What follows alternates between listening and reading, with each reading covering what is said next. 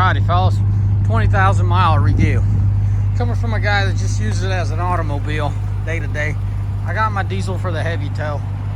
I guess when you do a review, it's kind of important to let your audience know where you're coming from. It's a truck, but it's kind of hard to do actual truck things with it, but it's definitely a fun daily driver, and it kind of does truck things. So I'll give you, I want to show you. So you can put this in an SUV, but you could also put this in a truck. Lord have mercy, this thing to spill, it's a lot easier to wash out the bed of the truck. I put brake shoes, parts, I do all kinds of stuff for my guys. It depends on the day and what I'm up to. But my run around, I definitely appreciate having a little bed. This bed doesn't give you a lot of capacity, but for my daily run arounds, it's perfect. Especially this new mat that I got in here. I promise guys, this summer it's gonna get a tunnel cover and it's gonna get bed lined, but this mat stain, I really like what this company did. I only use them for my LED bulbs for my headlights, and any LED need, it's definitely those guys. But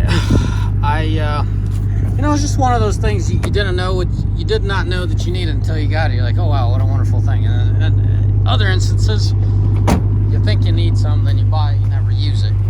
So that mat is really helpful for my in and out stuff. Now this cab, I very much like. It is a little bit bigger cab. I ain't telling you nothing new. I'm just sharing my experience with this truck. This whole weekend we were out. It was a party truck for my kids. You should have seen this thing. It got pretty wild out here, but hey, that's part of the deal. It's part of the experience. We went out in the boonies. Kids sled, Papa wheeled, bellied out, and everybody had fun. So a little bit of storage, small little grill, and an axe for the wilderness, as much as it's left back here. Having little kiddos, this is important. Even if you don't have kiddos, you could. But that definitely helps to recline. It really makes a difference. It's not gimmicky. It actually works, and everything's phenomenal. I don't know how much of this we actually use, but hey, I appreciate that. Ram, thank you for still letting us have these. Ram, you and your money-saving schemes pulled out my little light out of there. I think the 21s and 22s have this. This is technically a 22, but I got it in January of 23. Here, let me show you. When was this thing built? Shoot, come on. Should be somewhere here. Well, there you have it. Right there. It was built in some December of 22, so hence that's why I got it in January 23. So it still has the classic speedometer. I'm a classic kind of guy, and I really appreciate there's analogs.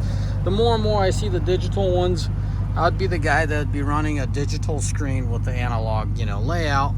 But I think that's... Before, I hated the digital. Now I could see the purpose, and they give you more options. I wouldn't make it or break my deal. Even back in the day when I was buying it, I was much in favor of the old school. I feel like the old school are going to age better. It's just what it comes down to. As far as everyday usage, right? It's still a truck. It still gets gloves well, and these are actually pretty clean. It gets kind of dirty out here. So what I'm trying to say is a little bit of roughness to it, not a lot, as far as getting in dirty, getting in and out. These floor mats, they do their job. Mama jumps in this truck anytime she gets the opportunity. If she sees that I'm out doing stuff with my diesel for the day, she'll most likely grab this thing and whip it around town. Kiddos love it. You as an owner, the only thing you're gonna hate is the fuel ups. As I said, first couple months it got annoying, and then it's just part of the deal. Saving grace, I guess, in a way for me, is the fact that I can't load up all my kids and get out of town. Like when I go wheeling, my brother-in-law joins us, so a kid or two jumps in with him. But for us to leave town, we don't. Not in this pickup. Not if it's just me and my family. If there's someone else joining us, kids could jump in with them if we're traveling with family. But just me and my family, we have to take the Escalade. So I guess that's why the mileage stays off of it. All those miles are in town once in a while. A wheeling trip out of town. Went south on it, guys. The tranny went out. Never saw it coming, never had any crazy experience. Brought it in for the drive shaft issue. TRX owners know there's an issue with the drive shaft. They they're addressing it now. The mechanic noticed the transmission, put a brand new transmission. I'm surprised. Hers like a kitten. Guys, I must speak up about this. I know there's tests. It's about oil in this engine. I've ran Pennzoil most of its life. I'm only on the second oil change on this truck. Guys, Pennzoil does not compete with Amsoil in any way, shape, or form. I know, you guys are going to tell me test results and stuff. Those test results don't do everyday usage. I'm not a huge proponent of Amsoil. It is what it is. It's a solid product. I'm not selling you Amsoil. I'm just telling you, this particular truck did not do well with Pennzoil. The oil was just destroyed. There's nothing left in it. And I ran 3,000 to 4,000 miles. I typically got it out closer to 3 than 4. But it was very, very, I've never seen such destructed oil. It looked bad. Very watered down. It just couldn't hold its own with all the fuel going through the engine. That's the best way I could explain it. Amsoil, first oil change, I didn't notice it, and now you can tell the second. I mean, it's hard to compare the audible, difference, but you're gonna have to take my word for it on this one.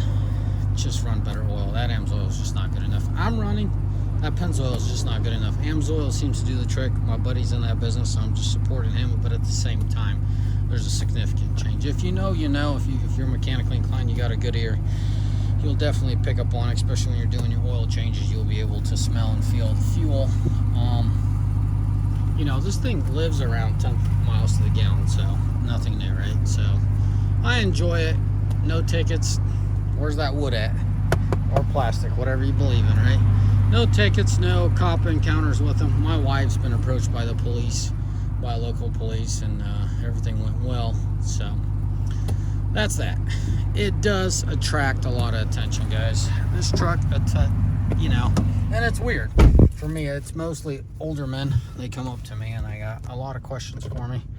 And yeah, I'm a 34 years old, so I don't know if that's all. If that's a good thing or a bad thing. Kind of, not to make it all awkward, but yeah, older men do appreciate these trucks. And my own father, out of all the toys I have, keep messing with him. He's like, "You still got your blue truck?" I'm like, "Yep." He's like, "That's a keeper." So, out of all the toys I have, my old man probably knows better than I do. He's been on this planet Earth more than I have. He's like, "Yeah, you should hold on to that blue one. I know you buy and sell a lot of trucks, but you should keep that blue one." So I guess they know. What can I tell you as far as negative experience? It is not a solid negative. It kind of gets annoying. It has this floaty feel to it. Just part of the Baja truck. I've been told, I did a little bit of research. Guys are putting sway bars on the back end, and they're saying it's night and day difference. So, check that out for yourself. As far as me around town, I just can't come up with any negatives. I'm perfectly fine with the fuel mileage. Why did I mention it? Because it's abnormal. It's not what people are used to nowadays. This is perfect. In the 80s and 90s, this fuel mileage is fine, but we're living in 2025, so things are getting far better fuel mileage. But it is the abnormal, and I'm fine with it because you got to pay to play, and I think this is more than reasonable. If you're gonna not hot rod this thing, but sprint this thing around town, and drive a RHL in the same manner, you're not gonna be short on power. You're just gonna be right there with that fuel mileage. What can I tell you, guys? The TRXs are a bargain. You gotta be honest. I know we're living in tough times, but the TRXs are a bargain. It's gonna take some time for people to get out of this crappy situation that we've gotten into financially as a country overall. But I'm not going to get into politics. What I am going to tell you that once these things do come down in value, and they've came down quite a bit, but once they come down even further in value, they're going to kind of rebound and come back up once people realize, this is a sledgehammer. It's just a fun little truck. Always willing to go and party with you. That's not me really pushing it.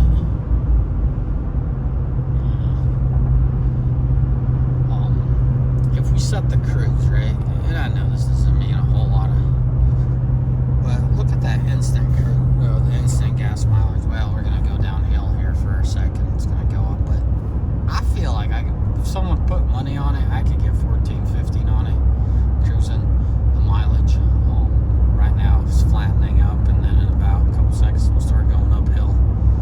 Yeah, so, but on the flats, I feel like you get 14, 15. You know, just slow it down. There's nothing aerodynamic about it, and you're wasting a lot of fuel going fast.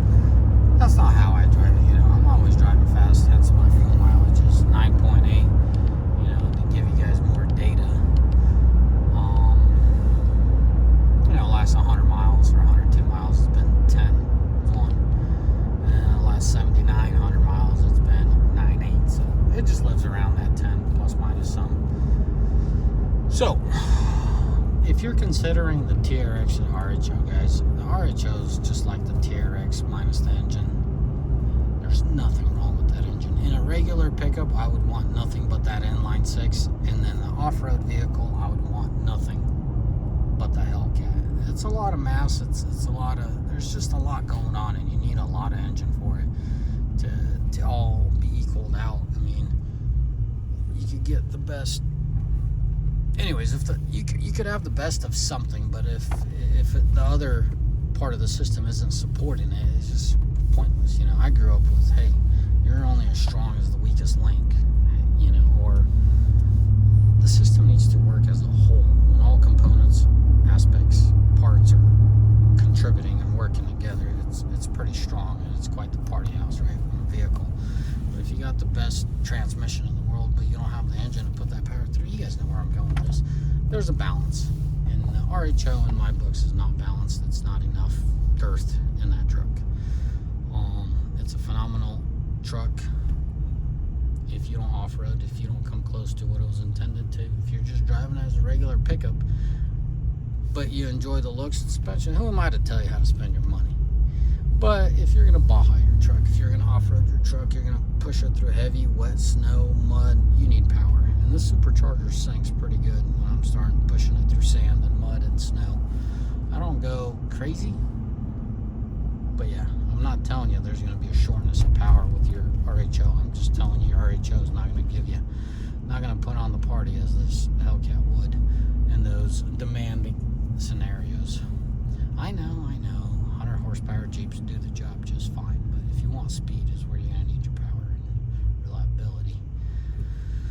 Anyways, guys, as always, may the Lord bless you. May you almighty find day, and let me know. I'm not planning on doing any more TRX videos here in the near future. There's channels about diesels, but if you guys want to know more about this TRX, I'm more than willing to talk about it. I got no problem doing so. Besides the transmission, this TRX, I